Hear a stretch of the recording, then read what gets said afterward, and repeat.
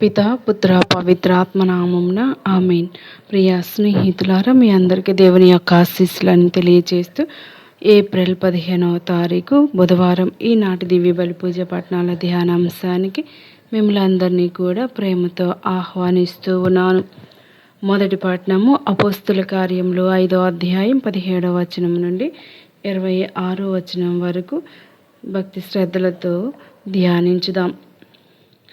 ఈ వాక్య భాగంలో ప్రధాన యాజకుడు మరియు సెదెకియా అపోస్తులపై అసూయతో లేచి వారిని కారాగారంలో వేయటం చూస్తూ ఉన్నాం. దేవుని కార్యం అభివృద్ధి చెందుతూ ఉన్నప్పుడు శత్రువుల ప్రతిఘటన సహజమే. మన జీవితాల్లో కూడా దేవుని మార్గంలో నడుస్తూ ఉన్నప్పుడు అడ్డంకులు వస్తాయి, కానీ అవి మనలను నిలిపివేయడానికి కాదు, మరింత బలపరచడానికి వస్తాయి. దేవుడు తన దూతను పంపి అపోస్తులను కారాగారంలో నుంచి విడిపించాడు. ఇది దేవుని శక్తి మరియు ఆయన పరిరక్షణకు గొప్ప ఉదాహరణ. మనం ఎలాంటి బంధనాల్లో ఉన్నా, భయం, బాధ, సమస్యలు, దేవుడు వాటి నుండి మనలను విముక్తి చేయగలడు. ఆయనకు అసాధ్యం ఏదీ లేదు. దేవదూత అపోస్తులకు జీవమునకు సంబంధించిన మాటలన్నిటినీ ప్రజలకు ప్రకటించండి అని ఆజ్ఞాపించాడు. ఇది మనకు ఒక స్పష్టమైన పిలుపు. సత్యాన్ని ధైర్యంగా ప్రకటించాలి. మన విశ్వాసం మన హృదయాల్లో మాత్రమే కాక మన మాటల్లో మరియు క్రియల్లో కూడా కనిపించాలి. అపోస్తులు భయపడకుండా ఆలయానికి వెళ్ళి మళ్ళీ బోధించడం ప్రారంభించారు. వారు మనుషులను కాదు, దేవునికి భయపడ్డారు. ఇది మనకు గొప్ప పాఠం. మన జీవితం దేవుని చిత్తానికి అనుగుణంగా ఉండాలి. పరిస్థితులు ఎలా ఉన్నా కానీ దేవుని చిత్తం నెరవేరాలని కోరుకోవాలి. అధికారులు కారాగారాన్ని మూసివేసి కాపలాలు కాచిన లోపల ఎవరు లేకపోవడం చూసి ఆశ్చర్యపోయారు. ఇది దేవుని కార్యం ఎవరు అడ్డుకోలేరని సూచిస్తుంది. మనం దేవుని చేతుల్లో ఉన్నప్పుడు ఎలాంటి అడ్డంకులు వచ్చినా ఆయన మార్గం ముందుకు సాగుతుంది. ప్రియ దేవుని బిడ్డలారా, మరి ఈనాడు యోహాను సువార్త 3వ అధ్యాయం 16వ వచనం నుండి 21వ వచనం వరకు సువార్తపై ధ్యానించినట్లయితే, దేవుని ప్రేమ 3వ అధ్యాయం 16వ వచనం, దేవుడు లోకమును అంతగా ప్రేమించిన అనే వాక్యం సువార్తలోని హృదయం. దేవుని ప్రేమ సాధారణ ప్రేమ కాదు, త్యాగ ప్రేమ. తన ఏకైక కుమారుడైన యేసును మన కోసం ఇవ్వటం ద్వారా దేవుడు తన ప్రేమను నిరూపించాడు. మనం ఎంత దూరంగా ఉన్నా, పాపంలో ఉన్నా ఆయన ప్రేమ మనలను చేరుతుంది. ఈ ప్రేమ మన జీవితాన్ని మార్చగలదు, మార్చే శక్తి ఉంది. మరి రక్షణ కోసం వచ్చిన యేసు 3వ అధ్యాయం 17వ వచనం, యేసు లోకాన్ని తీర్పు చేయడానికి కాదు, రక్షించడానికి వచ్చాడు. ఇది మనకు ఆశను ఇస్తుంది. మనం తప్పులు చేసినప్పుడు దేవుడు మనలను దూరం చేయడు, కానీ తిరిగి తన వైపు రావాలని పిలుస్తాడు. యేసులో విశ్వాసం ఉంచిన వారికి శిక్ష కాదు, రక్షణ ఉంది. మూడవది విశ్వాసం మరియు తీర్పు.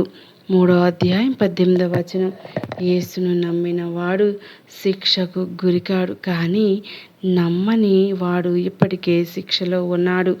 ఇది మనకు ఒక కీలకమైన నిర్ణయం. మన విశ్వాసం ఎక్కడ ఉంది? యేసు మీద విశ్వాసం ఉంచటం అంటే కేవలం మాటలు కాదు, హృదయంతో అంగీకరించడం మరియు ఆయన మార్గంలో నడవడం. వెలుగు మరియు చీకటి 3వ అధ్యాయం 19-20 వచనాలు చూసినట్లయితే, యేసు ప్రపంచానికి వెలుగుగా వచ్చాడు, కానీ మనుషులు తమ చెడు క్రియల వల్ల చీకటిని ప్రేమించారు. ఇది మన జీవితానికి అద్దం లాంటిది. మనం వెలుగులో నడవాలంటే మన పాపాలను అంగీకరించి దేవుని దగ్గరికి రావాలి. చీకటిలో దాచుకున్న జీవితం శాంతిని ఇవ్వదు.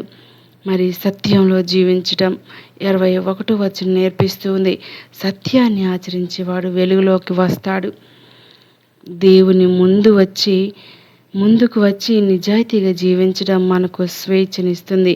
మనం దేవుని చిత్తానికి అనుగుణంగా జీవించినప్పుడు మన జీవితంలో ఆయన మహిమ కనబడుతుంది. కళ్ళు మూసుకొని ప్రార్థన చేద్దాం. దేవుని ప్రేమ నిన్ను రక్షించడానికి వచ్చింది, దాచుకోవడానికి కాదు, వెలుగులోనికి రావడానికి పిలుస్తుంది. ఈరోజు దేవుడు నీకు చెప్తున్నది, భయపడకు. నీ గతం ఎంత చీకటైనా నా ప్రేమ నీ కొత్త జీవితం ఇస్తుంది. నీకు ఒక నిర్ణయం తీసుకోవాలి. చీకట్లో ఉండాలా లేక యేసు వెలుగులో నడవాలా? ఈరోజు నిర్ణయం తీసుకుందాం. ప్రభువా, నేను నీ వెలుగులో నడుస్తాను. నా జీవితాన్ని నీకు అప్పగిస్తాను. కళ్ళు మూసుకొని ప్రార్థన చేద్దాం. ప్రియమైన పరలోక తండ్రి, నన్ను ఇంతగా ప్రేమించి నీ కుమారుడైన యేసుక్రీస్తు నా కోసం ఇచ్చినందుకు నీ కృతజ్ఞతలు చెల్లించున్నాం. ప్రభువా, చాలాసార్లు నేను చీకట్లో నడిచాను, నీ వెలుగును దూరం చేసుకున్నాను. ఈరోజు నేను నీ దగ్గరకు వస్తూ ఉన్నాను. నా పాపములను ఒప్పుకుంటూ ఉన్నాను. యేసయ్య, నా హృదయంలోనికి రండి, నన్ను శుద్ధి చేయండి, నన్ను మార్చండి, నన్ను నీ వెలుగులో నడిపించండి, నాకు ధైర్యం ఇవ్వండి. నీ సత్యంలో జీవించడానికి నాకు కావలసిన భాగ్యాన్ని దయచేయండి. ప్రభువా, ఇకపై నేను చీకటిని కాదు, నీ వెలుగునించుకుంటున్నాను. నా జీవితం నీ మహిమకు సాక్ష్యంగా ఉండని యేసు నామంలో ఈ ప్రార్థన అడిగి వేడుకుంటున్నాం తండ్రి. ఆమేన్. ప్రియ స్నేహితులారా, మరి మనం ఈనాడు యొక్క గొప్ప వాక్యాన్ని ధ్యానించినది అందుకు దేవుడు మళ్ళందరినీ ఆశీర్వదించాలని మీకోసం ప్రత్యేకంగా ప్రార్థిస్తూ ఉన్నాను. అయితే ఈనాడు మనం ఈ వాక్యం ద్వారా ప్రభు మనల్ని ఎంతగానో బలపరుస్తూ ఉన్నారు. మరి దేవుడు లోకాన్ని ప్రేమించాడు అనేటువంటి లోకం దగ్గర మన సొంత పేరు పెట్టుకుందాం. ఉషా, దేవుడు నిన్ను అధికంగా ప్రేమించాడని. అదేవిధంగా ఆ వాక్యంలో మీరు కూడా మీ యొక్క పేరును పెట్టుకొని పదే పదే ధ్యానించండి.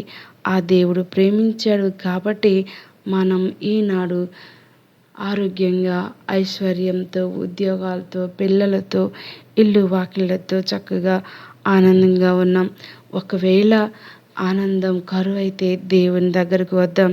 దయగల దేవుడు మనకు ఆ ఆనందాన్ని, సంతోషాన్ని దయచేయుదురుగాక. ఆయన జీవితంలో మనకు ఆనందమైన జీవితం కలిగించుదురుగాక.